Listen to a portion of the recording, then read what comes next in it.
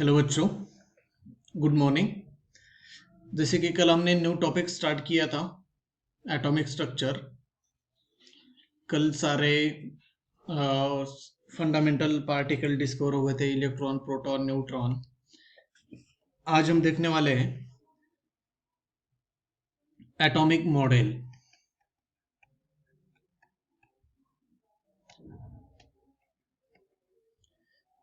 Atomic model देखिए, कौन से एटॉमिक मॉडल हैं वो देखते हैं। ठीक है, सबसे पहले कौन दिया था? थॉमसन ने। तो सबसे पहले होगा थॉमसन एटॉमिक मॉडल। उसके बाद कौन दिया था?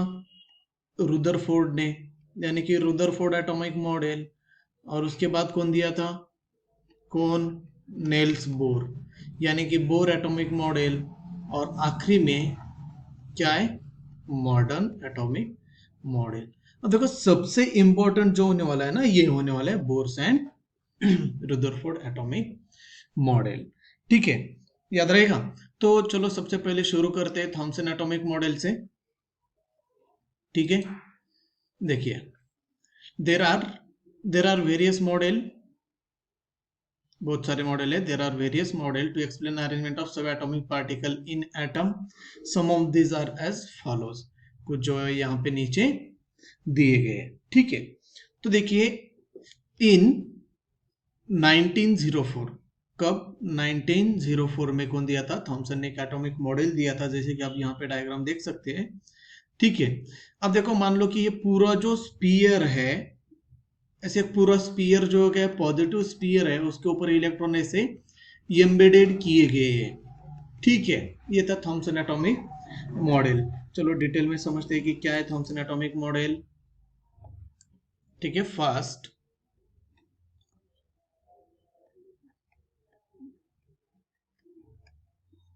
Thomson's atomic model. ठीक है, अब देखिए क्या बताया थॉमसन ने। एक पॉजिटिव स्पीयर ले लो, जैसे कैसे, मान लो पॉजिटिव स्पीयर है, इसके ऊपर इलेक्ट्रॉन ऐसे एम्बेडेड किए। ये जो पूरा जो सर्कल के जैसे दिखाई दे रहा है, ये क्या है? पॉजिटिव स्पीयर है। ऑन विच ये जो डॉट डॉट दिखाई दे रहे हैं आपको, ये सारे क्या है? इलेक्ट्रॉन है। आप इसे निगेटिव निगेटिव ऐसे चार्ज दे सकते हैं। ठीक है, ये सारे क्या है? Negative charge particle, that is electron. ये क्या है? Thomson atomic model.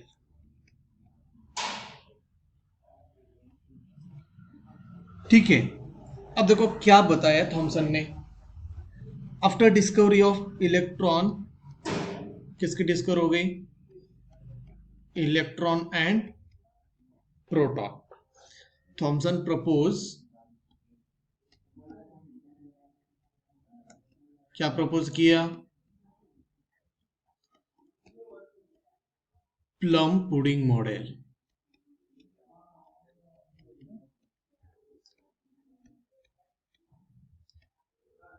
Of an atom. इसे ही कहा जाता है वाटरमेलन मॉडल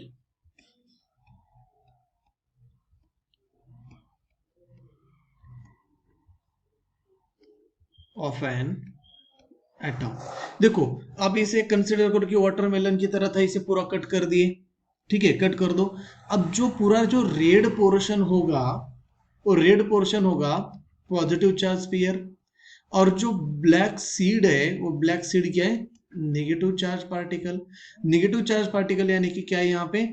इलेक्ट्रॉन। और पॉजिटिव चार्ज पार्टिकल यानी कि क्या है? Proton.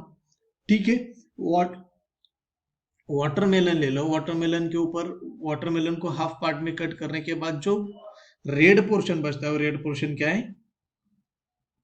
Positive charge sphere. And जो ब्लैक सीड्स है, वो क्या है? Negatively charge particle. तो क्या दिया था अकॉर्डिंग टू दिस मॉडल? देखो, पोस्टुलेट्स क्या है?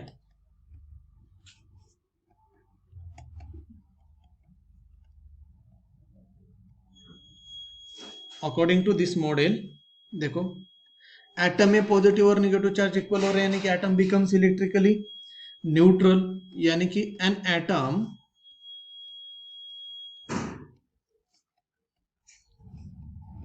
is considered to be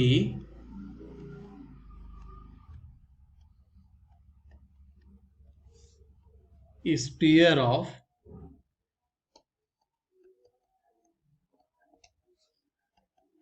uniform positive charge and electron embedded on it. एक पॉजिटिव चार्ज स्फीयर के ऊपर इलेक्ट्रॉन एम्बेडेड किए हैं, ये थॉमसन एटॉमिक मॉडल का फर्स्ट पोस्टुलेट्स था। ठीक है, तो सेकंड पोस्टुलेट्स क्या है? The total number of positive charge is equal to the total number of negative charge and atom becomes electrical neutral, यानी कि सेकंड क्या है? The total positive charge is equal to the total negative charge and atom becomes electrically neutral. Atom क्या हो जाएगा? Electrically neutral हो जाएगा। ठीक है, थर्ड एंड सबसे इंपॉर्टेंट पोस्टुलेट्स था, the mass of the atom, the mass of the atom is considered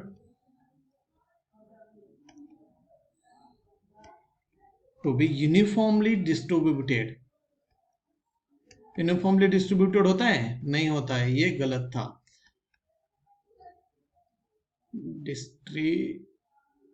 नहीं, wait, sorry. The mass of the atom is uniformly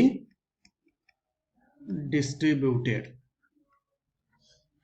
okay, देखो थॉमसन एटॉमिक मॉडल का कहना क्या है? थॉमसन एटॉमिक मॉडल ये है कि एक पॉजिटिव चार्ज स्फीयर ले लो, जैसे कि यहाँ पे लिया है, इसके ऊपर ये जो पूरा स्फीयर है, ये जो दिखाई दे रहा है पूरा स्फीयर, ये पूरा स्फीयर है पॉजिटिव चार्ज, और इसके ऊपर एक नेगेटिव इलेक्ट्रॉन एम्बेडेड किए, जैसे कि वाटरमेलन में होता है।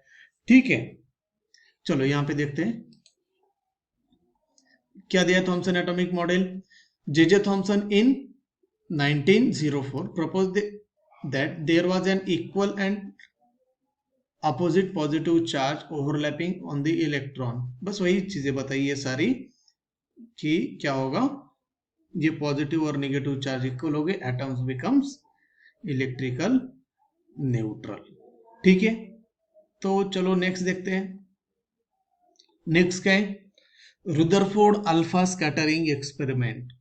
सेकंड एटॉमिक मॉडल क्या है? रुदरफोर्ड एटॉमिक मॉडल और रुदरफोर्ड अल्फा स्कैटरिंग एक्सपेरिमेंट। देखो आप यहाँ पे आप एक इमेज देख सकते हो, ये अब आपको थोड़ा सा परेशानी होगी कि सर ये ड्रॉ कैसे करना है, बड़ा डिफिकल्ट लग रहा है इमेज। देखो आपको आसान तरीका बताते हैं कैसे ड्रॉ करना है, शुरू से ध्यान देना है।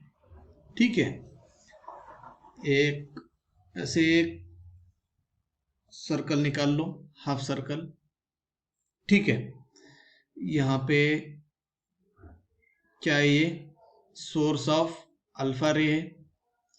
ठीक है, यहाँ पे क्या है? ये लीड प्लेट है। यहाँ पे क्या है? लीड प्लेट, और यहाँ पे रखा गया है गोल्ड फॉइल। ठीक है, थोड़ी सी डायग्राम यहाँ पे ये हो रही होगी, फिर भी अब ड्रॉ कैसे करना है वो समझ सकते हैं।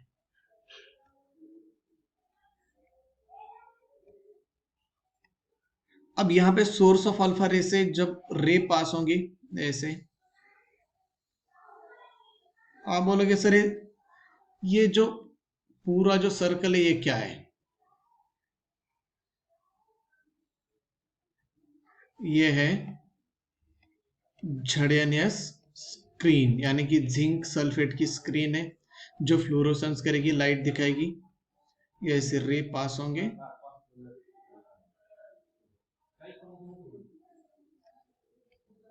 ठीक है, ये क्या है, देखो डायग्राम कैसे निकालना है वो बता रहे हैं आपको, डिटेल में तो वहां पे समझाएंगे। ये क्या है, गोल्ड फॉइल, ये है लीड प्लेट, और ये क्या हो गया, सोर्स ऑफ अल्फा रे। अब देखो यहां पे अल्फा रे कैसे बनाया, अल्फा रे इज मेड अप ऑफ, ये सबसे इंपॉर्टेंट है, अल्फा रे is made up of helium nuclei with 2 proton. किससे बनाया गया है, हीलियम न्यूक्लियाई विथ 2 प्रोटॉन, यानी कि ये पॉजिटिव रे है। जब आप न्यूक्लियस के ऊपर न्यूक्लियस के यहाँ पे एटम के ऊपर क्या कर रहे हो, पास कर रहे हो, तो यहाँ पे पॉजिटिव चार्ज है। अब यहाँ पे देख सकते हो आप, ठीक है, ये गोल्ड फॉइल है। अब यहाँ पे तो पॉजिटिव चार्ज होगा ना, यहाँ पे जैसे कि पॉजिटिव चार्ज है, आप जो रे पास किए थे वो helium nuclei He2 plus plus 2 proton वाले थे। तो यहाँ पे भी क्या है, ये सारे तो पॉजिटिव चार्ज है ना, तो न्यूक्लियस में भी क्या है, पॉजिटिव चार्ज है। पहला रीजन हो गया जिसकी वजह से सारे रे क्या हो गए, डिफ्लेक्ट हो गए, ठीक है।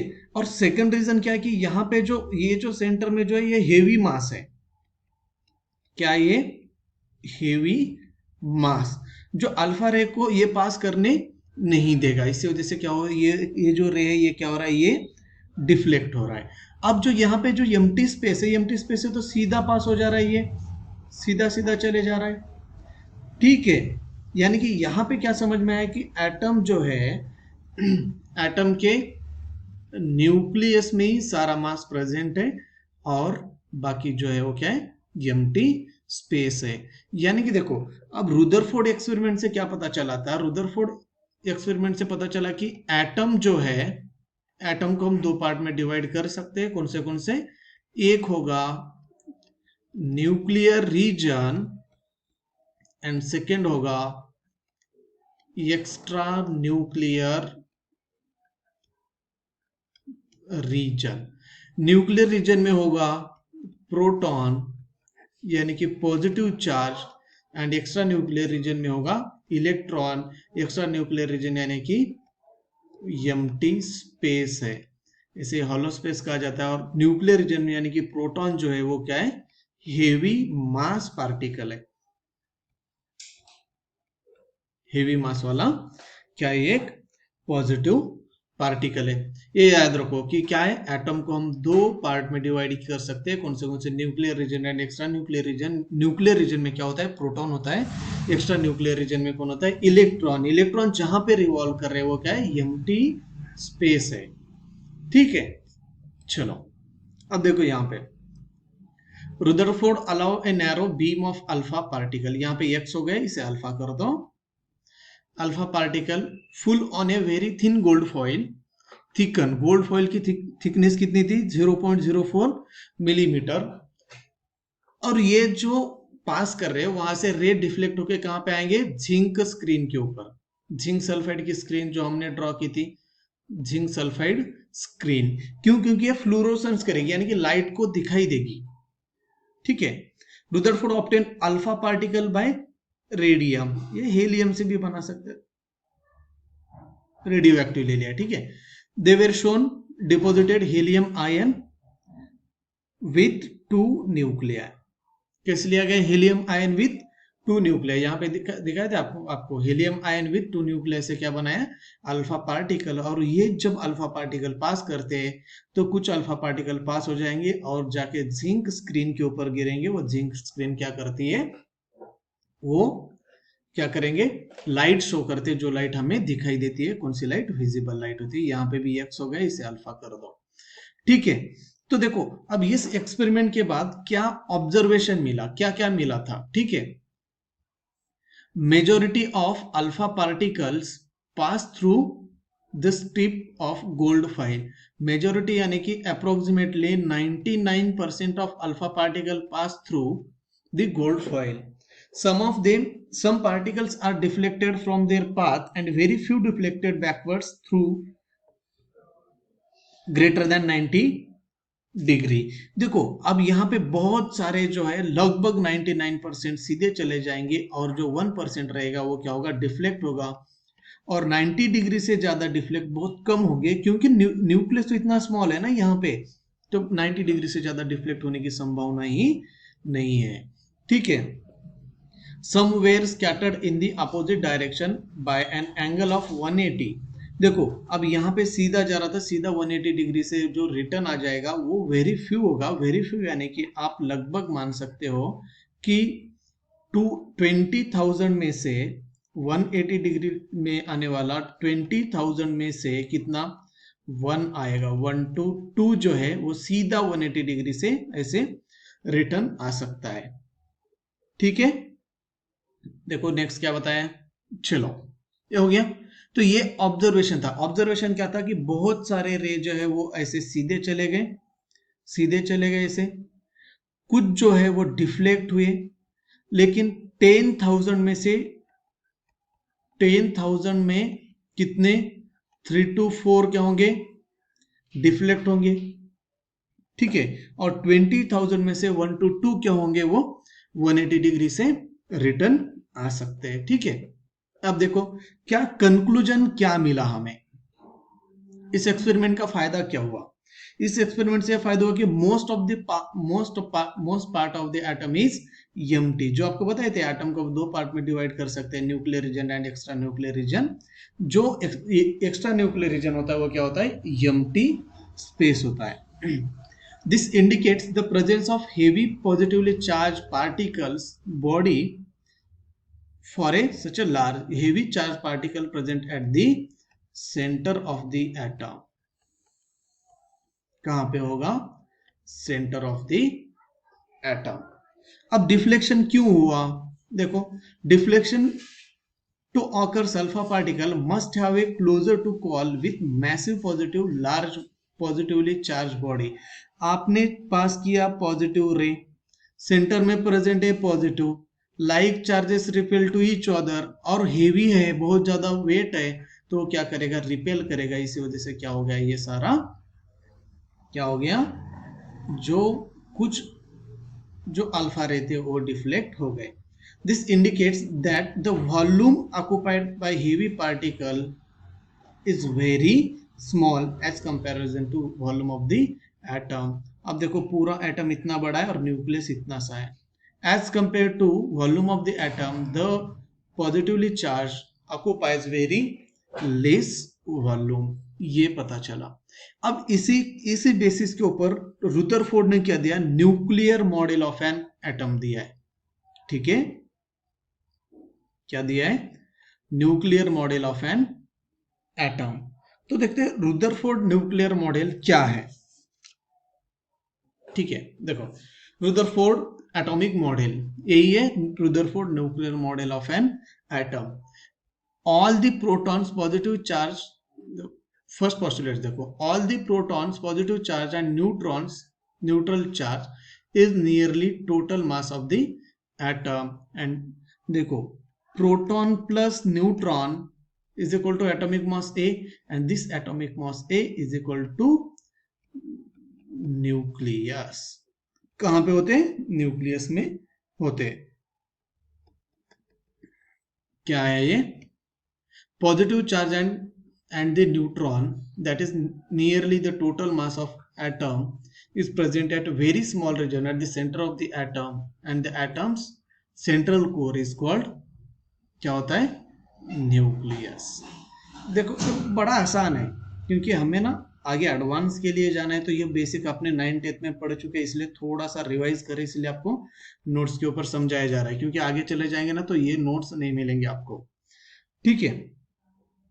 The size of the nucleus is very small comparison to that of the atom. Diameter of the nucleus is about, nucleus का डायमीटर होता है कितना, 10⁻⁻15 मीटर, यानी कि अप्रोक्सीमेटली 10⁻⁻13 सेंटीमीटर। ठीक है। The most of the space outside the nucleus is empty, and this empty space called as extra nuclear region।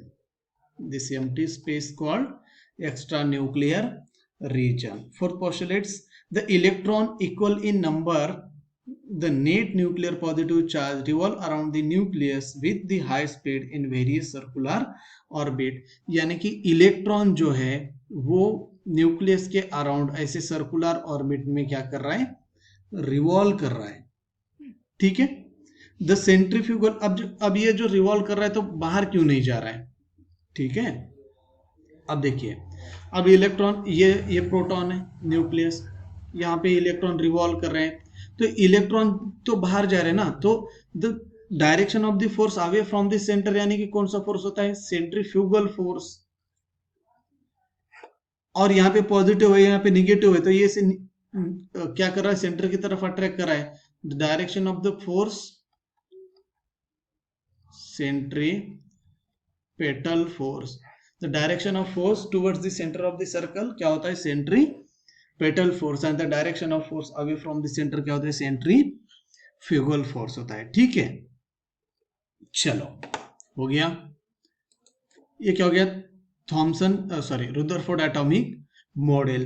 तो Rutherford की गलती क्या हुई, ठीक है, रुदरफोर्ड की गलती क्या हुई, सबसे पहले गलती तो ये हुई कि पोजीशन ऑफ द इलेक्ट्रॉन, यानी कि इलेक्ट्रॉन कहाँ पे है वो एग्जैक्ट पोजीशन नहीं बता पाएगी, यानी कि या वो शेल में रिवॉल्व कर रहे हैं, अब ये न्यूक्लियस के अराउंड ऐसे रिवॉल्व कर रहे हैं, तो मन चाहे जहां वहां पे थोड़ी घूम सकते हैं, नहीं ना, तो ये कहाँ पे रिवॉल्व करे ये नहीं बता पाए, ये क्या थी, रुदरफोर्ड की पहली गलती थी। The exact position of electrons from the nucleus कहाँ पे है वो मेंशन नहीं कर पाए, ये पहली गलती है। सेकंड गलती क्या है, स्टेबिलिटी ऑफ एटम, अगर अगर इलेक्ट्रॉन न्यूक्लियस के अराउंड ऐसे रिवॉल्व कर रहे हैं मान लो, तो रिवॉल्व करने के लिए कोई ना कोई एनर्जी चाहिए ना, चाहिए कि नहीं चाहिए, अगर एनर्जी चाहिए रिवॉल्व करने के लिए तो एनर्जी कभी ना कभी तो खत्म होगी, जिस टाइम एनर्जी खत्म होगी तो इलेक्ट्रॉन कोलिजन हो जाएगा कहां पे, न्यूक्लियस पे, लेकिन होता तो है नहीं, तो ये सेकंड गलती थी, यही सेकंड पोस्टुलेट से स्टेबिलिटी ऑफ एटम, ये एटम घूम रहा है, इलेक्ट्रॉन घूम रहा है, तो न्यूक्लियस की तरफ क्यों नहीं आ रहा है, ठीक है, एक पर्टिकुलर टाइम के बाद वो न्यूक्लियस में गिरना चाहिए, वो न्यूक्लियस में नहीं गिरेगा, ये बताया था कौन, रुदरफोर्ड ने बताने में असमर्थ रहे, इसी वजह से एटॉमिक मॉडल भी क्या हो गया, फेल हो गया। चलो, अब देखो, हम अब बोर्स एटॉमिक मॉडल तक जाने से पहले हमें थोड़ा सा वेव के बारे में पता होना चाहिए, क्योंकि बोर्स एटॉमिक मॉडल में बहुत सारी चीजें हैं जो आप यहाँ पे जो नीट के लिए और आईआईटी एडवांस और जी मेंस में बहुत सारे क्वेश्चन आ रहे हैं, हम वो क्वेश्चन भी आपको प्रैक्टिस करवाने वाले हैं, ठीक है। वो क्वेश्चन आपको करने के लिए आपको बोर्स एटॉमिक मॉडल आना बहुत जरूरी है, क्योंकि बहुत सारे क्वेश्चन है, number of question JEE advance तक लेके आए, ओके।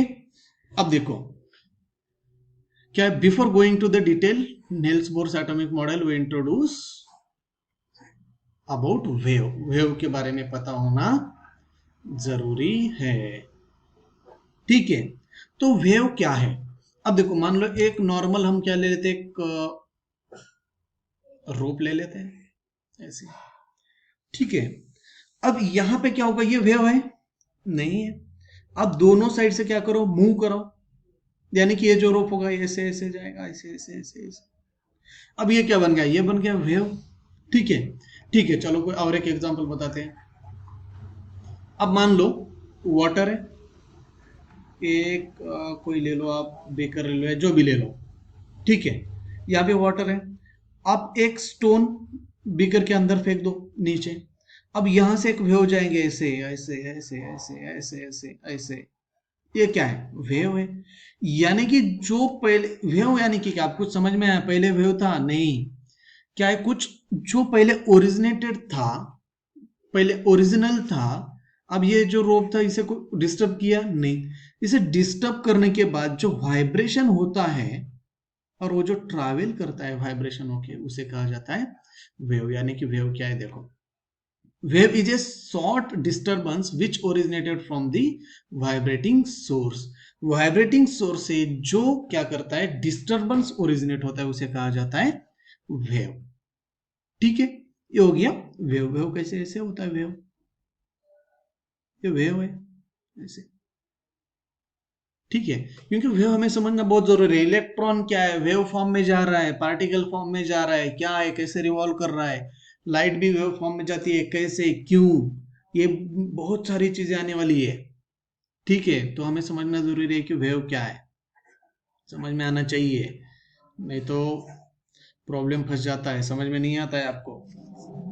ठीक है, तो सबसे पहले टर्म है वेव से रिलेटेड, कौन सा टर्म है, सबसे फर्स्ट टर्म है wavelength. Wavelength is denoted by lambda. किसे डिनोट करते हैं, लैम्बडा। तो वेवलेंथ क्या है, वेवलेंथ क्या है, इन शॉर्ट अगर आप बोलते हो डिस्टेंस बिटवीन, वेवलेंथ क्या है, डिस्टेंस बिटवीन टू क्रेस्ट और ट्रफ। दो ट्रफ और क्रेस्ट के जो बीच में जो डिस्टेंस है, मान लो वेव निकाल रहे हैं हम ऐसे, तो ये हो गया क्रेस्ट, ये हो गया क्रेस्ट, ये हो गया ट्रफ, ये हो गया ट्रफ। यहां से यहां तक का जो डिस्टेंस है, इस डिस्टेंस को कहा जाता है wavelength and it is denoted by lambda.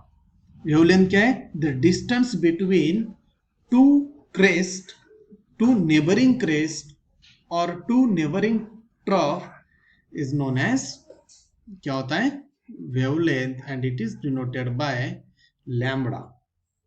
Wavelength किससे डिनोट किया जाता है, किससे, लैम्बडा से। It is denoted by lambda and it is measured in nanometre, centimetre, metre या एंगस्ट्रॉन्ग।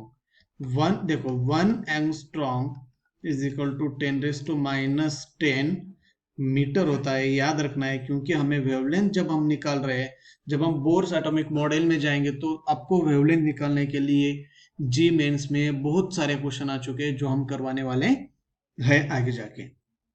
समझ में आया कि नहीं, वेवलेंथ क्या है, वेवलेंथ यानी कि डिस्टेंस बिटवीन टू क्रेस्ट, यानी कि यहां से यहां तक का जो डिस्टेंस है, ये क्या है, वेवलेंथ है। समझ में आया, ओके, बहुत बढ़िया। And it is noted bye lambda. अब देखिए फ्रीक्वेंसी क्या है, अरे सर क्या भयानक सवाल है। फ्रीक्वेंसी इज डिनोटेड बाय, ये क्या है, म्यू है, क्या है, म्यू, न्यू, जो भी बोलो। The frequency of wave, the number of time wave passes through point in a medium in 1 second. तो कुछ समझ में आया, नहीं, नहीं सर, नहीं समझ में आ रहा है। यानी कि एक, अब देखो 1 सेकेंड में, अब ये एक पॉइंट ले लो, कोई एक पॉइंट है, यहां से 1 सेकेंड में कितने वेव पास हो रहे हैं, समझ में आ रहा है। यहां से एक कोई पर्टिकुलर मीडियम है, इस मीडियम में 1 सेकंड में कितने वेव पास हो रहे हैं, वो क्या हो जाएगा, वो हो जाएगा फ्रीक्वेंसी। यानी कि frequency is inversely proportional to wavelength. अगर वेवलेंथ बढ़ता है तो फ्रीक्वेंसी क्या होगी, कम हो जाएगी। ठीक है, for the removing of proportionality symbol क्या करना है, mu is equal to C by lambda, where C is velocity of light, constant है, लैम्बडा वेवलेंथ, म्यू फ्रीक्वेंसी। ठीक है, चलो देखो डेफिनेशन आपके सामने नोट्स है, आप समझ लो और यहां पे कर सकते हो, लिख सकते हो डेफिनेशन, आपको नोट्स भी मिल जा रहा है साथ में ही। तो अब वेलोसिटी क्या है, the distance travel by wave in 1 second. वहां पे क्या था, एक मीडियम में से 1 सेकेंड में कितना जा रहा है, वो क्या था, वो क्या था, फ्रीक्वेंसी था। यहां पे ये नहीं है, यहां पे क्या है, देखो यहां पे 1 सेकेंड में वेवलेंथ कितना डिस्टेंस कवर कर रहा है, वेव कितना डिस्टेंस कवर कर रहा है। यानी कि मान लेते ए पॉइंट ए है, ये पॉइंट बी है, अब ये डिस्टेंस है, मान लेते हैं कि चलो ठीक है कि ये है 10 मीटर। तो 10 मीटर में यहां पे 1 सेकेंड में, 1 सेकेंड में wave point A to point B तक पहुंच जाता है, इसे कहा जाता है वेलोसिटी ऑफ वेव। वेव की क्या है ये, वेलोसिटी ऑफ वेव, यानी कि distance covered in per unit time लेते थे हम। वेलोसिटी के लिए क्या क्या है, देखो आप वेलोसिटी के लिए अगर आप फिजिक्स में भी पढ़ रहे हो ना, तो डिस्प्लेसमेंट बाय टाइम होता है। डिस्प्लेसमेंट यानी डिस्टेंस ना, in short, shortest possible ways है, तो क्या कोई डिफरेंस नहीं है ज्यादा। तो ये क्या है, distance covered per unit time, यहाँ पे पर यूनिट टाइम यानी कि 1 सेकेंड है, याद रहेगा। यानी कि 1 सेकेंड में जो वेव डिस्टेंस कवर करेगा उस डिस्टेंस को कहा जाता है, क्या कहा जाता है, वेलोसिटी ऑफ वेव। समझ लो बच्चों अच्छे से, ठीक है। तो वेव नंबर क्या है, देखो वेव नंबर क्या है, क्या है wave number, number of wavelength per centimetre. देखो अब ये पॉइंट ए है, पॉइंट बी है, अब ये डिस्टेंस है 1 सेंटीमीटर। मान लेते यहाँ पे ऐसे वेव जा रहा है, वेव जा रहा है, वेव जा रहा है, ऐसे ऐसे ऐसे ऐसे ऐसे, ये पॉइंट बी है। तो अब बताइए यहाँ पे पॉइंट ए से पॉइंट बी तक का वेव नंबर कितना हुआ, यहां से यहां तक 1 2 1 2 3 4 5, वेव नंबर कितना हो गया, wave number is noted by V bar, V bar कितना हो गया 5।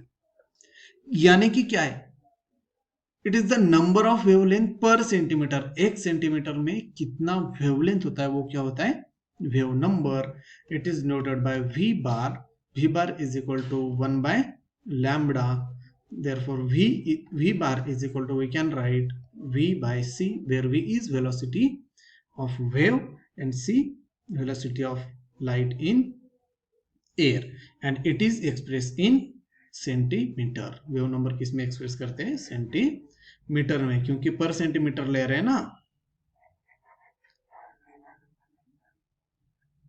ठीक है। आखिरी वाला बचा एम्पलीट्यूड।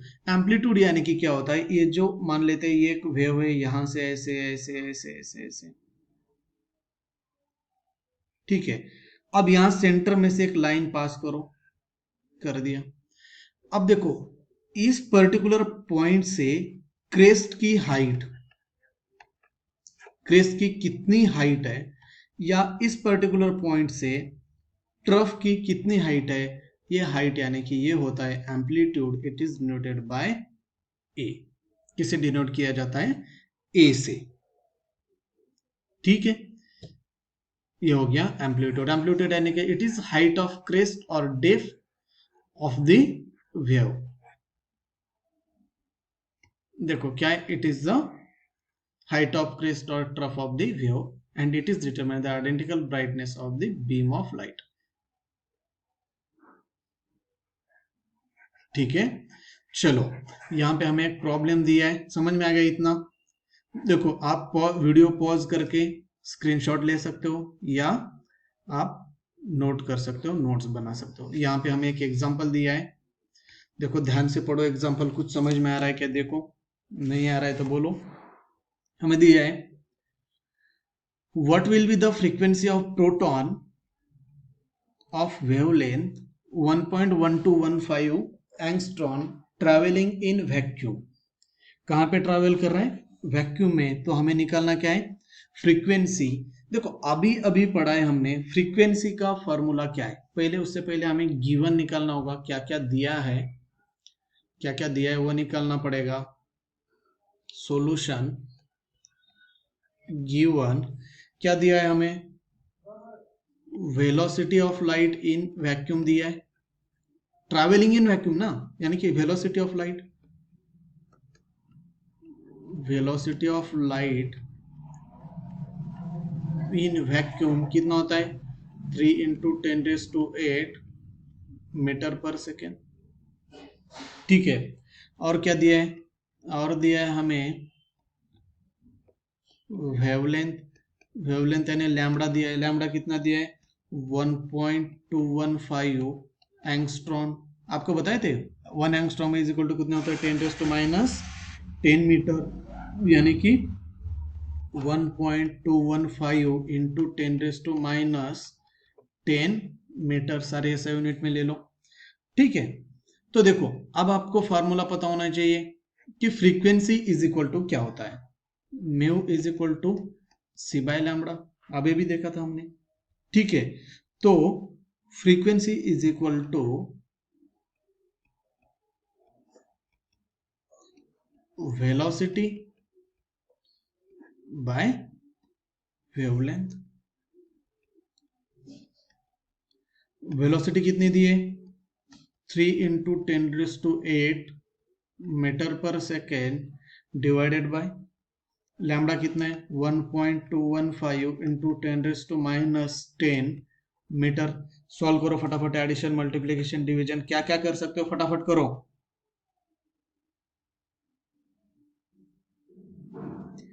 कर कर रहे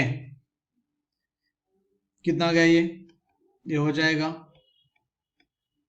3000 divided by 1.215 into 10⁻15 metre metre cancel हो गया, बचा क्या? सेकेंड। आप इसे सॉल्व कर रहे हो, क्या आ जाएगा? 2.469 इंटू 10⁻15 सेकेंड। ये मीटर पर था तो ये पर सेकेंड होगा। ठीक है, आ गया? नहीं सॉल्व हुआ कि नहीं? नहीं हुआ सर, सॉल्व नहीं हुआ।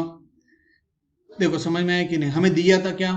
हमें दिया गया था वेवलेंथ, निकालना था क्या? फ्रीक्वेंसी। निकाल पाए कि नहीं? हाँ निकाल पाए। तो इसके लिए आपको ऊपर के टर्मिनोलॉजी समझ में आने जरूरी है। देखो frequency is equal to 1/λ, that is c/λ। Mu is equal to c/λ, तो उसी फॉर्मूला में वैल्यू रख दी, हो गया। हो गया कि नहीं? चलो अब आ गए सबसे इंपॉर्टेंट टॉपिक में, एटॉमिक स्पेक्ट्रम। पूरे टॉपिक का सबसे इंपॉर्टेंट टॉपिक है एटॉमिक स्पेक्ट्रम। देखो atomic spectrum bourse atomic model से पहले पढ़ना चाहिए, लेकिन हम बाद में पढ़ेंगे। क्यों? इसके पीछे बहुत सारे रीजन है, आपको बताएंगे हम। एटॉमिक स्पेक्ट्रम देखो, हाइड्रोजन स्पेक्ट्रम है इसमें, type of atomic spectrum, Planck constant theory और Bohr's atomic model. Bohr's atomic model होने के बाद पढ़ेंगे हम एटॉमिक स्पेक्ट्रम, क्योंकि एटॉमिक स्पेक्ट्रम एक अलग से टॉपिक है, बहुत इंपॉर्टेंट है। उसके ऊपर बहुत सारे प्रॉब्लम आते हैं, नीट और IIT जी मेंस में तो हमेशा आते हैं, इसलिए वो हम डिटेल में एक नेक्स्ट सेशन में पढ़ेंगे। ठीक है, तो देखो बोर्स एटॉमिक मॉडल क्या है। चलो देखिए, पहले समझ लेते हैं यहाँ पे डायग्राम। बोर्स एटॉमिक मॉडल क्या है? बोर्स एटॉमिक मॉडल यहाँ पे देखो, ये सारे क्या है? ये न्यूक्लियस है, इलेक्ट्रॉन रिवॉल्व कर रहे हैं। ठीक है, फर्स्ट पोस्टुलेट्स क्या है? Electron are moving around the nucleus with a velocity. देखो फर्स्ट पोस्टुलेट्स क्या है? Electron revolving around the nucleus in a definite velocity. चलो एक एक डिस्कस ही करते हैं साथ में, आखिरी में डायग्राम के ऊपर समझा देते हैं आपको। लिखना कैसे, साथ में याद कैसे रखना है, वो आपको समझ में आना चाहिए। बोर्स एटॉमिक मॉडल,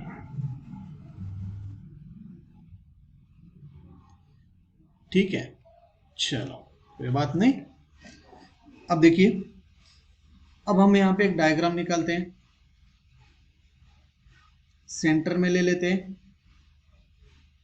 अरे अरे अरे बहुत स्मॉल हो गया ये, हाँ। अब ये हो गया फर्स्ट शेल, सेकंड शेल, ये जोड़ना है। ठीक है, यहाँ पे भले ही ना जुड़ रहा हो, आपको परफेक्ट सर्कल में लेना है। ठीक है, ये के शेल, यल, यम, यन शेल। ठीक है, तो फर्स्ट पोस्टुलेट्स क्या है बोर्स का? Electron revolve around the nucleus. First electron revolve around the nucleus. चलो ये इरेज कर देते हैं, क्योंकि आपको वहां पे डायग्राम सही से दिखाई देगी। Electron revolve around the nucleus with high velocity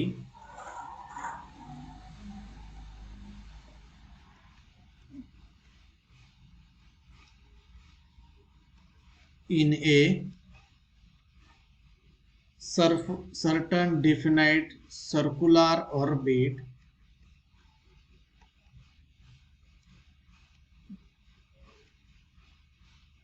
called shell or energy level.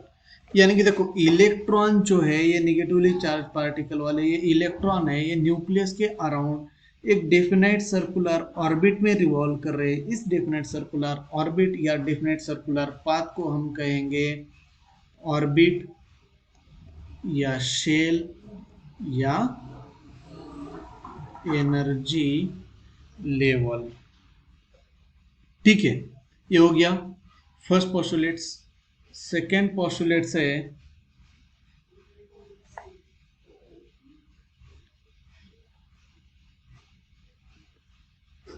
as long as the electron is in a particular orbit,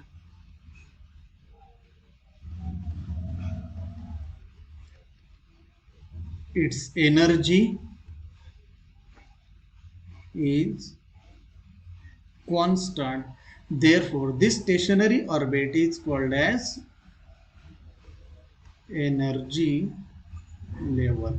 यानी कि देखो अब यहाँ पे जो इलेक्ट्रॉन रिवॉल्व करेगा उस इलेक्ट्रॉन का जो अब यहाँ पे मान लेते हैं इस एक एनर्जी इस एक शेल में ऑर्बिट में इलेक्ट्रॉन रिवॉल्व कर रहा है, इस इलेक्ट्रॉन की एनर्जी एक कांस्टेंट होगी।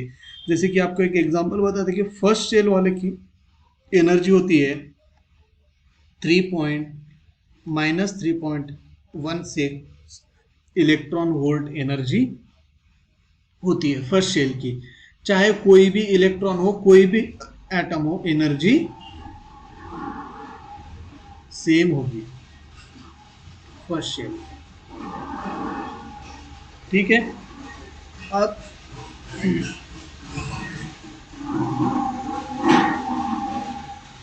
थर्ड पोस्टुलेट्स हैं।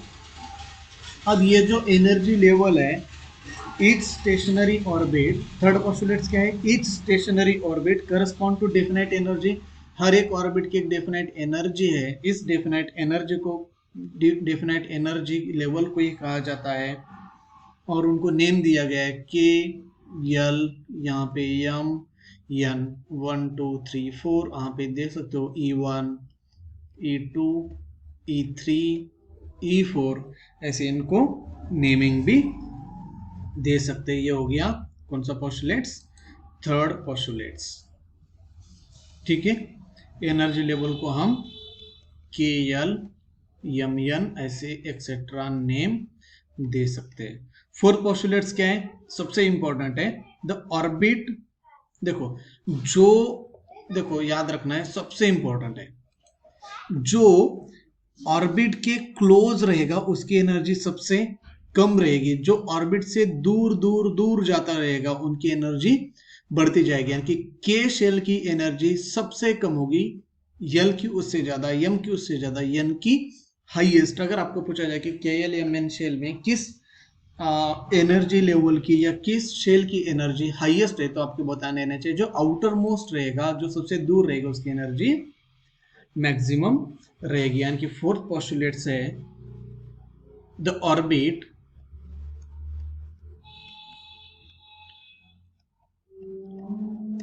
close to the nucleus has less energy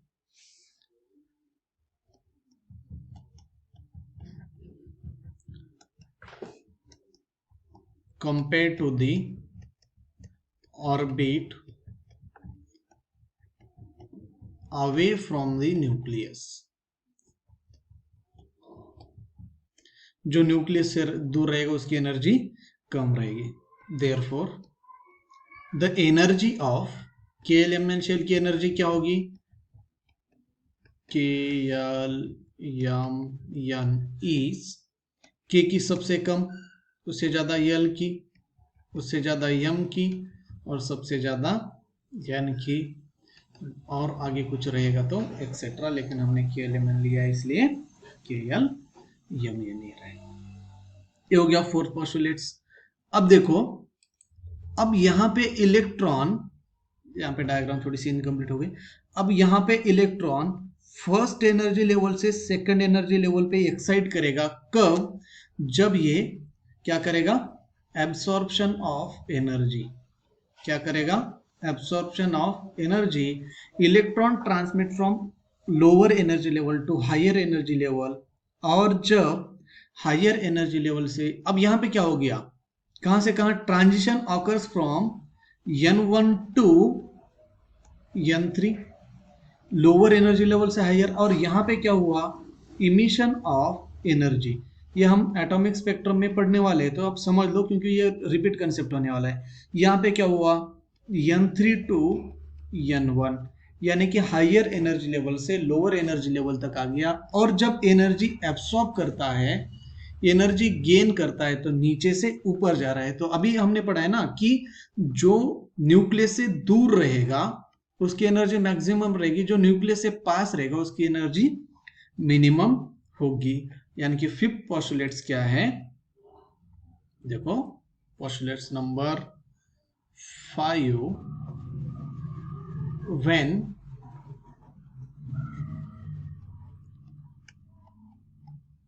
an electron jump from higher energy orbit to lower energy orbit, the difference in the energy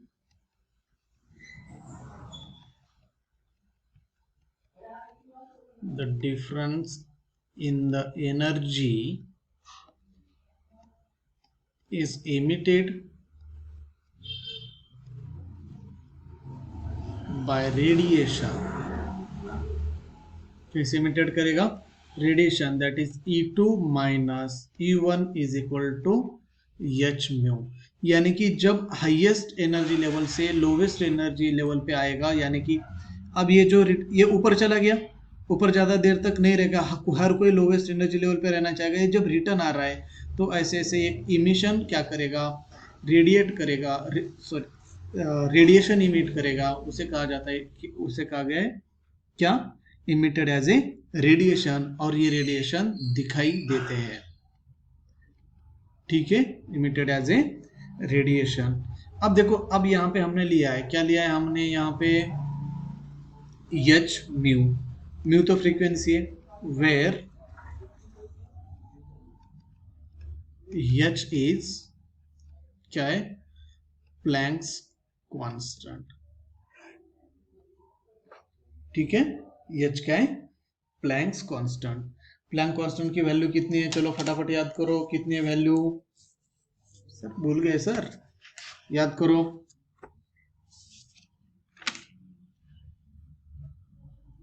कितनी है? भूल गए। 6.636 इंटू 10⁻34 जूल सेकेंड है। याद रखा करो, सारी चीजें भूल जाते हो टाइम पे, ठीक है। ये हो गया फिफ्थ पोस्टुलेट्स। अब देखो, अब सबसे इंपॉर्टेंट आने वाला है 6 नंबर का पोस्टुलेट्स। 6, अब देखो, अब ये रिवॉल्व कर रहा है यहाँ पे। चलो 1 मिनट, सारा इरेज कर देते हैं पहले, फिर देखते हैं।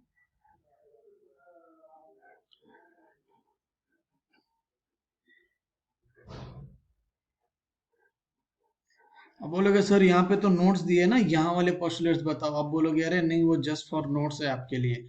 आप जब हम स्क्रॉल कर रहे होते हैं, आप स्क्रीनशॉट ले लो और नोट्स बनाए करो, समझ लो पहले कंसेप्ट। अब यहाँ पे इलेक्ट्रॉन रिवॉल्व कर रहे हैं इस एनर्जी, ऐसे इस एनर्जी लेवल में यहाँ पे रिवॉल्व कर रहे हैं।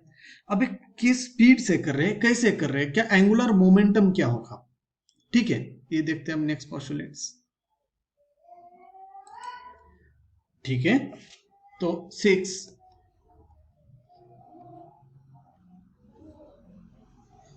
द एंगुलर मोमेंटम, क्या होता है angular momentum? mvr of the electron in stationary orbit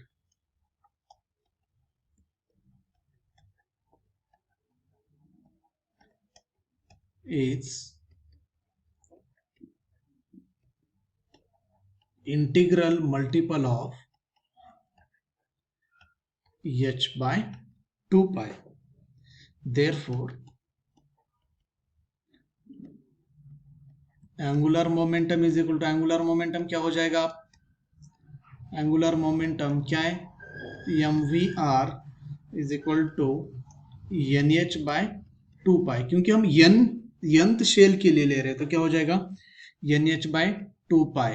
अब n क्या है? Where n is any integral that is 1 2 3 4 5 etcetera, कुछ भी हो सकता है. अब देखिए, अब ये बड़ा आसान है. अगर हम ले लें for n is equal to 1, n is equal to 1 यानी कि कौन सा शेल? के शेल. के शेल के लिए एंगुलर मोमेंटम क्या होगा? M V R is equal to 1h by 2 pi, या हम इसे ऐसे लिख सकते हैं के एच बाय 2 पाई. अगर हम n इज इक्वल टू 2 ले ले, for n is equal to 2, L shell angular momentum क्या होगा? M V R is equal to 2h by 2 pi, that is L H by 2 pi. If n is equal to 3, कौन सी शेल? K L M shell, angular momentum होगा M V R is equal to 3h by 2 pi is equal to M H by 2 pi. ठीक है. अब n ले लो, O M N O P जो भी ले लो, जितने भी शेल लेना चाहते हो आप ले सकते हो. एंगुलर मोमेंटम ऐसे निकाला जाता है. अब यहाँ पे m क्या है? वेर m इज क्या है? Mass of electron. कितना होता है? 9.102 into 10⁻³ kg. v क्या है? Velocity of electron. r क्या है? Radius of circular orbit.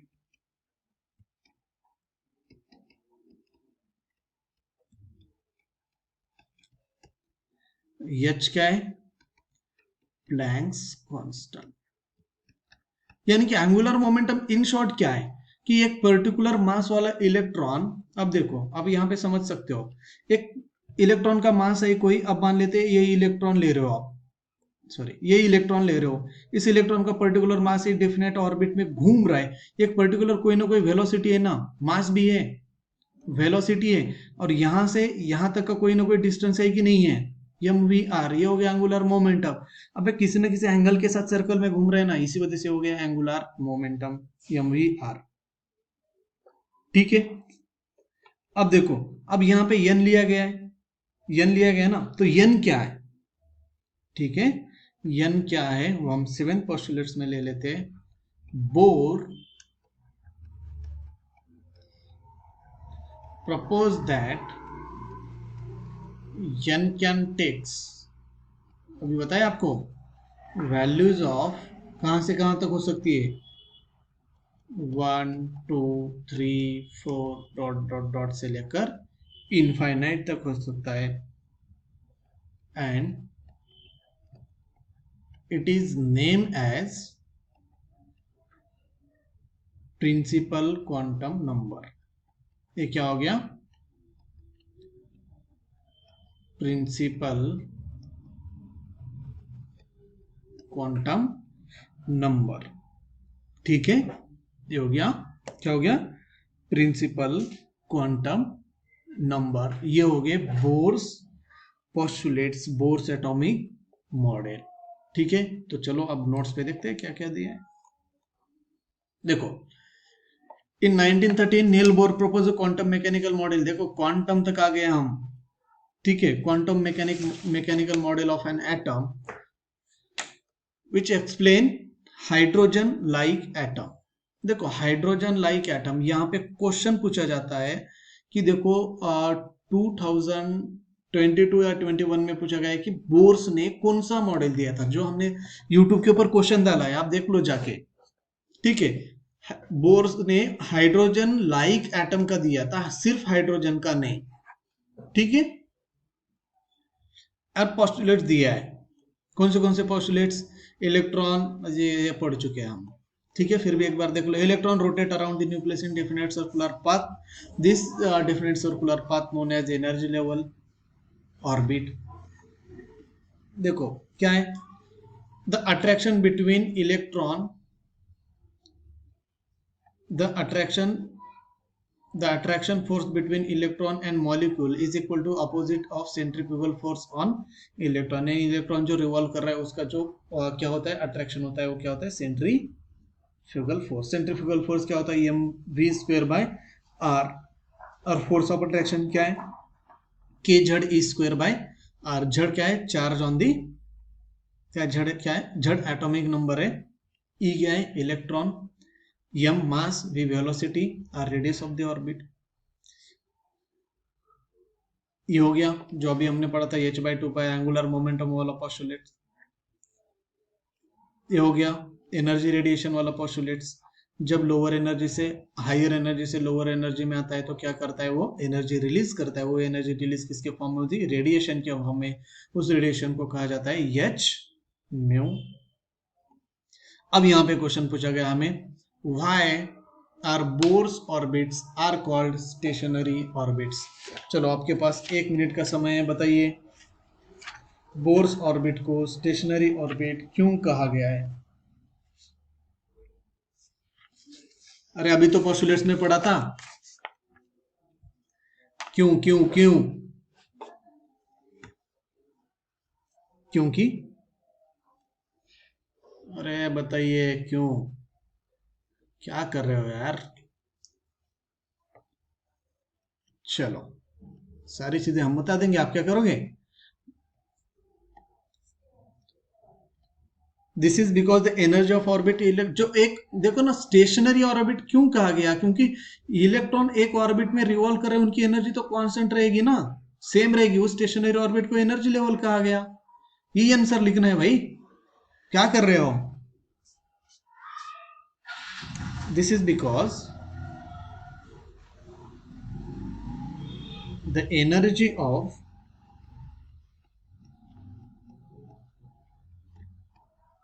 orbit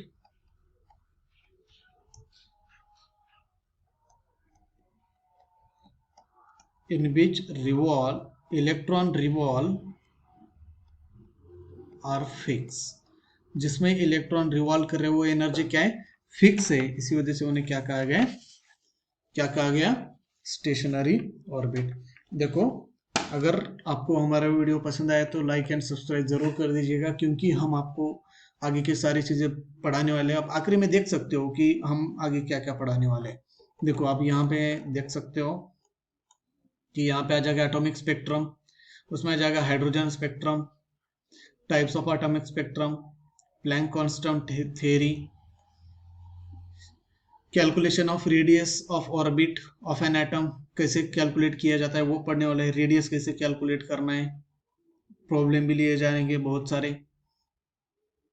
calculation of energy of an electron, electron की एनर्जी कैसे कैलकुलेट कर रहा है, किस एनर्जी ले, कहाँ कहीं पे भी घूम रहा है इलेक्ट्रॉन तो एनर्जी कैसे कैलकुलेट करें, वो भी पढ़ने वाले हैं।